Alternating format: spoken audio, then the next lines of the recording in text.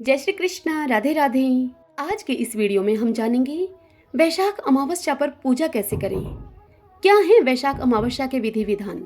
इस दिन पीपल वृक्ष की पूजा करने से क्या पुण्य फल प्राप्त होता है, क्यों करते हैं हम पीपल की पूजा, और इसी के साथ अंत में हम सुनेंगे वैशाख अमावस्या की व्रत कथा।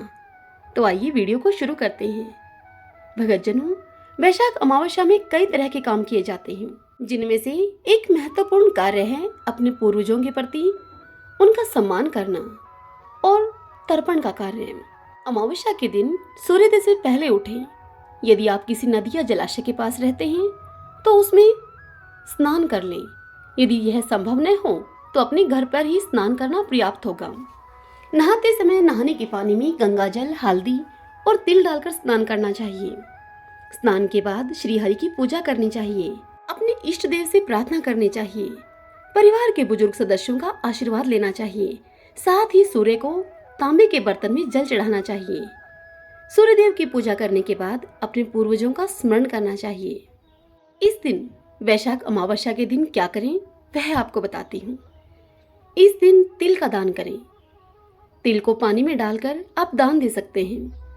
पितरों की आत्मा की शांति के लिए तर्पण और व्रत करना चाहिए। गरीबों और अभागे लोगों को खाने की चीजें दान करनी चाहिए। इस दिन पीपल के पेड़ की जड़ में दूध या फिर जल चढ़ाना चाहिए। इस दिन पीपल की जड़ में कुछ मीठा अर्पित अवश्य करें। शाम के समय पीपल के पेड़ की जड़ के पास सरसों के तेल का एक चौमुखा दीपक जलाना चाहिए। ध्यान रहे कि इससे पीपल के वृक्ष को कोई हानि न हो। इस दिन ब्राह्मणों और जरूरतमंद लोगों को अपनी सामर्थ्य के अनुसार धन, वस्त्र, अन्न आदि का आप दान करें। अमावस्या के दिन पीपल के वृक्ष की पूजा कैसे करें अब वह बताती हूँ आपको। अमावस्या तिथि के दिन सूर्योदय से कुछ पहले उठकर और सूर्यास्त के तुरंत बाद अपनी मनोकामनाओं की पूर्ति के लिए पीपल के वृक्ष के पास जाकर गुड़ या शक्कर मिला हुआ तांबे के लोटे में जल डालकर पीपल पर चढ़ाएं। तत्पश्चात सरसों के तेल का या फिर घी का एक दीपक सुगंधित धूप जलाएं। फिर हल्दी, कुमकुम, चावल और पुष्प से पीपल की पूजा करें। तत्पश्चात थोड़ा सा गुड़ या शक्कर लेकर पीपल को चढ़ाएं। पीपल की जड़ में अर्पित करें। तदंतर पीपल के पेड़ को मोली बांधते हुए 11 परिक्रमा पितरों का आशीर्वाद प्राप्त हो इस भाव से करें। अमावस्या के दिन दोनों समय आपको यह काम करना है। कुछ ही दिनों में आपको लाभ अवश्य देखने को मिलेगा। अमावस्या को पीपल वृक्ष की पूजा करने से अपार सुख समृद्धि मिलती है। पीपल वृक्ष की पूजा आप रविवार के दिन को छोड़कर सभी दिन कर सकते हैं। अमावस्या के दिन पीपल वृक्ष की हर रोज विशेष पूजा करने से अपार धन और वैभव की प्राप्ति होती है। इस दिन पीपल वृक्ष के नीचे बैठकर पूजा करने के बाद श्री हनुमान चालीसा का पाठ करने वालों को घोर संकटों से मुक्ति मिलती है। अमावस्या तिथि में सरसों के तेल का एक दीपक जलाकर पीपल के वृक्ष के पास रखें और 7 परिक्रमा करें। आपके ऐसा करने से आपकी हर मनचाही इच्छा पूर्ण होती है। जिन लोगों को पितृदोष हैं उन लोगों के लिए एक उपाय बताती हूँ। इस दिन यानी कि किसी भी अमावस्या के दिन पीपल वृक्ष के नीचे 5 प्रकार की मिठाई अर्पित करने से और सरसों का तेल का एक दीपक जलाने से पितृदोष से हमें मुक्ति मिलती है। आइए अब हम वैशाख अमावस्या की कथा सुनते हैं। सब बोलिए विष्णु भगवान की जय। हर हर महादेव। एक समय श्रुतदेव जी राजा जनक से वैशाख मास की अमावस्या का महात्म्य सुनाते हुए कहते हैं कि हे राजन, अमावस्या में स्नान, दान, तपस्या, होम, देव पूजा, पुण्य कर्म एवं कथा का श्रवण किया जाए तो वह तत्काल मुक्ति देने वाला है। जो मनुष्य रोग आदि से ग्रस्त और दरिद्रता से पीड़ित हो वह मनुष्य इस पुण्यमयी कथा को सुनकर कृत्य कृत्य होता है। वैशाख मास मन से सेवन करने योग्य है क्योंकि वह समय उत्तम गुणों से युक्त है। दरिद्र, धनाढ्य, पंगु, अंधा, नपुंसक, विधवा, साधारण स्त्री, पुरुष, बालक, युवा, वृद्ध तथा रोग से पीड़ित मनुष्य ही क्यों न हो। वैशाख मास का धर्म सभी के लिए अत्यंत सुख साध्य है। परम पुण्य में वैशाख मास में जब सूर्य मेष राशि में स्थित हो तब पाप नाशिनी अमावस्या कोटि गया के समान फल देने वाली होती है। हे राजन, जब पृथ्वी पर राजऋषि सावर्णी का शासन था, उस समय 30वें कलयुग के अंत में सभी धर्मों का लोप हो चुका था। उसी समय अनर्त देश में धर्मवर्ण नाम से विख्यात एक ब्राह्मण थे। मुनिवर धर्मवर्ण ने उस कलयुग में ही किसी समय महात्मा मुनियों के सत्रयाग में सम्मिलित होने के लिए पुष्कर क्षेत्र की यात्रा की। वहां कुछ व्रतधारी महर्षियों ने कलयुग की प्रशंसा करते हुए इस प्रकार कहा था। उन्होंने कहा था कि सतयुग में भगवान विष्णु को संतुष्ट करने वाला जो पुण्य 1 वर्ष में साध्य है, वही पुण्य त्रेता में 1 मास में और द्वापर में 15 दिनों में साध्य होता है। परंतु कलयुग में भगवान विष्णु का स्मरण कर लेने से ही उससे 10 गुना पुण्य होता है। कली में बहुत थोड़ा पुण्य भी कोटि गुना होता है। जो एक बार भी भगवान का नाम लेकर दयादान करता है और दुर्भिक्ष में अन्न देता है, वह निश्चय ही उद्रवलोक में गमन करता है। यह सुनकर देवऋषि नारद हंसते हुए उन्मत्त के समान नृत्य करने लगे। सभासदों ने उनसे पूछा कि नारद जी, यह क्या बात है? तब बुद्धिमान नारद जी ने हंसते हुए उन सबको उत्तर दिया। उन्होंने कहा कि आप लोगों का कथन सत्य है। इसमें संदेह नहीं कि कलयुग में स्वल्प कर्म से ही महान पुण्य का साधन किया जाता है तथा कलेशों का नाश करने वाले भगवान केशव स्मरण मात्र से ही प्रसन्न हो जाते हैं। तथापि मैं आप लोगों से यह कहता हूँ कि कलयुग में ये 2 बातें दुर्घट हैं, शिशेंद्रिय का निग्रह और जीवा को वश में रखना। ये दोनों कार्य जो सिद्ध कर ले वही नारायण स्वरूप है। अतः कलयुग में आपको यहाँ नहीं ठहरना चाहिए। नारद जी की इस बात को सुनकर उत्तम व्रत का पालन करने वाले महर्षि सहसा यज्ञ को समाप्त करके सुख पूर्वक वहां से चले गए। धर्मवर्ण ने भी वह बात सुनकर भूलोक को त्याग देने का विचार किया। उन्होंने ब्रह्मचार्य व्रत धारण करके दंड और कमंडलू हाथ में लिया और जटावल्कलधारी होकर वे कलयुग के अनाचारी पुरुषों को देखने के लिए घर छोड़कर चल दिए। उनके मन में बड़ा ही विस्मय हो रहा था। उन्होंने देखा कि प्राय मनुष्य पापाचार में प्रवृत्त होकर बड़े भयंकर एवं दुष्ट हो गए हैं। ब्राह्मण पाखंडी हो चले हैं, शूद्र संन्यास धारण करते हैं, पत्नी अपने पति से द्वेष रखती है, शिष्य गुरु से बैर रखता है, सेवक स्वामी के और पुत्र पिता के घात में लगा हुआ है। ब्राह्मण शूद्रवत और गोएं बकरियों के समान हो गई हैं। वेदों में अब गाथा की ही प्रधानता रह गई है। शुभ कर्म साधारण लौकिक कृत्यों के ही समान रह गए हैं। इनके प्रति किसी की महत्व बुद्धि नहीं है। भूत प्रेत और पिशाच आदि की उपासना चल पड़ी है। सब लोग मथुन में आसक्त हैं और उसके लिए अपने प्राण तक भी खो बैठते हैं। सब लोग झूठी गवाही देते हैं। मन में सदा छल और कपट भरा रहता है। कलयुग में सदा लोगों के मन में कुछ और, वाणी में कुछ और तथा क्रिया में कुछ और ही देखा जाता है। सभी की विद्या किसी न किसी स्वार्थ को लेकर ही होती है और केवल राजभवन में उसका आदर होता है। संगीत आदि कलात्मक विद्याएं भी राजाओं को प्रिय हैं। कली में अधम मनुष्य पूजे जाते हैं और श्रेष्ठ पुरुषों की अवहेलना होती है। कली में वेदों के विद्वान ब्राह्मण दरिद्र होते हैं। लोगों में प्रायः भगवान की भक्ति नहीं होती। पुण्य क्षेत्र में पाखंड अधिक बढ़ जाता है। शूद्र लोग जटाधारी तपस्वी बनकर धर्म की व्याख्या करते हैं। सभी मनुष्य अल्पायु, दयाहीन और शठ होते हैं। कली में प्रायः सभी धर्म के विख्याता बन जाते हैं और दूसरों से कुछ लेने में ही उत्साह मानते हैं। अपनी पूजा कराना चाहते हैं और व्यर्थ ही दूसरों की निंदा करते हैं। अपने घर आने पर सभी अपने स्वामी के दोषों की चर्चा में तत्पर रहते हैं। कली में लोग साधुओं को नहीं जानते, पापियों को ही बहुत आदर देते हैं। दुराग्रही लोग इतने दुराग्रही होते हैं कि साधु पुरुषों के एक दोष का भी ढिंढोरा पीटते हैं और पापात्माओं के दोष समूहों को भी गुण बतलाते हैं। कली में गुणहीन मनुष्य दूसरों के गुण न देखकर उनके दोष ही ग्रहण करते हैं। जैसे पानी में रहने वाले जोंक प्राणियों के रक्त पीती हैं, जल नहीं पीती, ठीक उसी प्रकार जोंक के धर्म से संयुक्त होकर मनुष्य दूसरों के रक्त चूसते हैं। औषधियां शक्तिहीन होती हैं, ऋतुओं में उलटफेर हो जाता है, सब राष्ट्रों में अकाल पड़ता है। कन्या योग्य समय में संतान उत्पत्ति नहीं करती। लोग नट और नर्तकों की विद्याओं से विशेष प्रेम करते हैं। जो वेद वेदांत की विद्याओं में तत्पर और अधिक गुणवान हैं, उन्हें अज्ञानी मनुष्य सेवक की दृष्टि से देखते हैं। वे सब के सब भ्रष्ट होते हैं।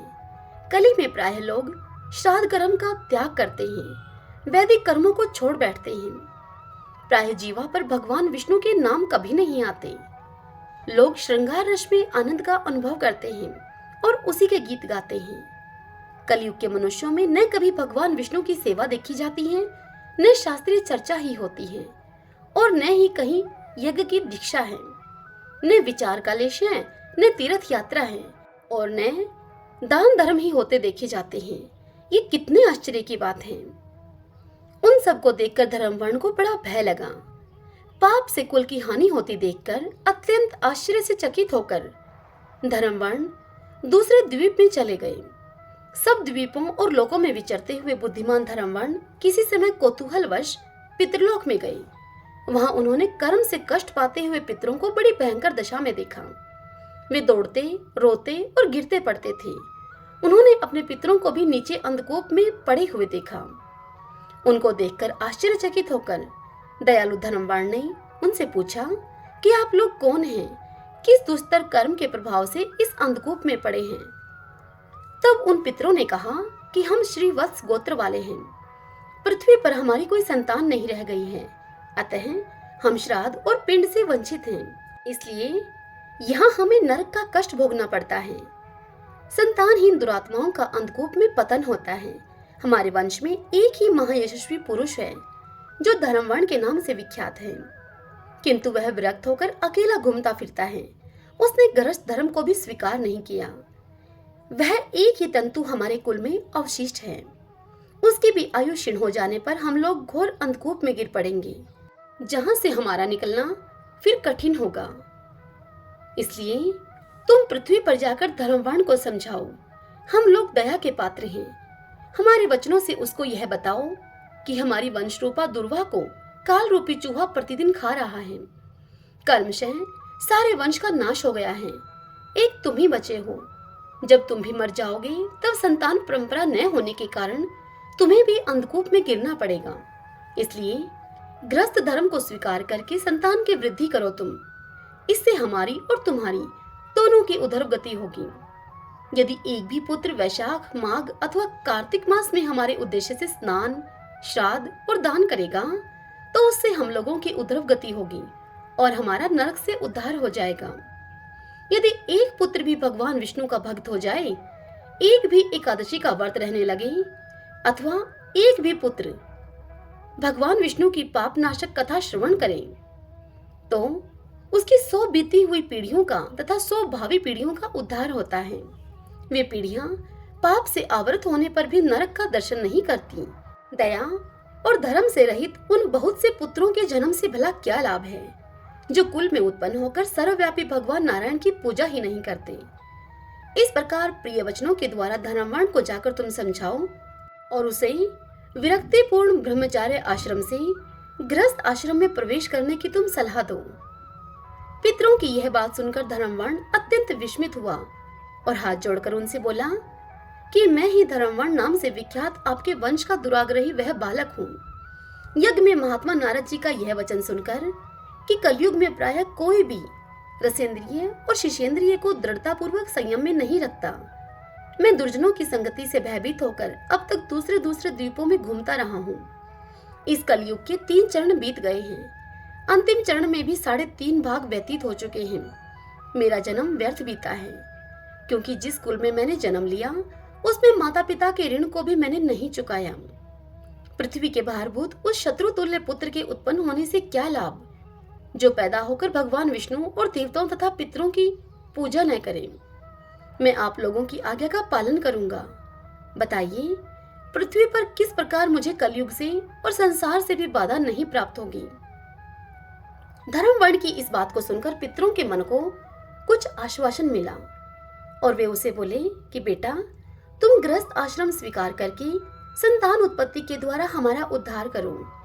जो भगवान विष्णु की कथा में अनुरक्त होते हुए निरंतर श्री हरि का स्मरण करते हुए और सदाचार के पालन में तत्पर रहते हैं, उन्हें कलयुग बाधा नहीं पहुंचाता है। हे मानद, जिसके घर में शालिग्राम शिला अथवा महाभारत की पुस्तक हो, उसे भी कलयुग बाधा नहीं दे सकता। जो वैशाख मास के धर्मों का पालन करता है, माघ के स्नान में तत्पर रहता है और कार्तिक में दीप दान देता है, उसे भी कली की बाधा नहीं प्राप्त होती। जो प्रतिदिन महात्मा भगवान विष्णु की पाप नाशक एवं मोक्षदायिनी दिव्य कथा को सुनता है, जिसके घर में बलि वैश्वदेव होता है, शुभकारिणी तुलसी स्थित होती हैं और जिसके आंगन में उत्तम गौ रहती है, उसे भी कलयुग बाधा नहीं देता। अतः इस पापात्मक युग में भी तुम्हें कोई भय नहीं है।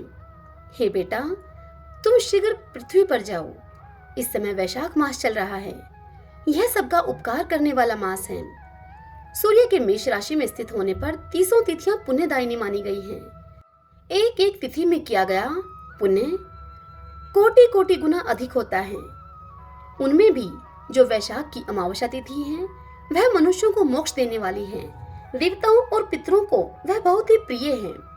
वह अमावस्या की तिथि शीघ्र ही मोक्ष की प्राप्ति कराने वाली है। जो उस दिन पितरों के उद्देश्य से श्राद्ध करते हैं और जल से भरा हुआ घड़ा एवं पिंड देते हैं, उन्हें अक्षय फल की प्राप्ति होती है। अतः हे महामते, तुम शीघ्र जाओ और जब अमावस्या हो तब कुंभ के सहित श्राद्ध एवं पिंडदान करो। सबका उपकार करने के लिए गृहस्थ धर्म का आश्रय लो। धर्म, अर्थ और काम से संतुष्ट होकर उत्तम संतान पाकर फिर मुनिवर्ती से रहते हुए सुख पूर्वक द्वीप द्वीपांतरों में विचरण करो। पितरों के इस प्रकार आदेश देने पर मुनि धर्मवर्ण शीघ्रता पूर्वक भूलोक में गए। वहां मेष राशि में सूर्य के स्थित रहते हुए वैशाख मास में प्रातःकाल स्नान करके देवताओं, ऋषियों तथा पितरों का तर्पण किया उन्होंने। फिर कुंभदान सहित पाप विनाशक श्राद्ध करके उसके द्वारा पितरों को पुनरावृत्ति रहित मुक्ति प्रदान की। तत्पश्चात उन्होंने स्वयं विवाह करके उत्तम संतान को जन्म दिया और लोक में उस पाप नाशनी अमावस्या तिथि को प्रसिद्ध किया।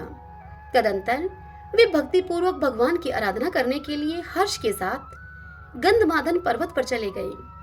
इसलिए वैशाख मास की यह अमावस्या तिथि परम पवित्र मानी गई है। सब बोलिए विष्णु भगवान की जय। ओम नमः शिवाय।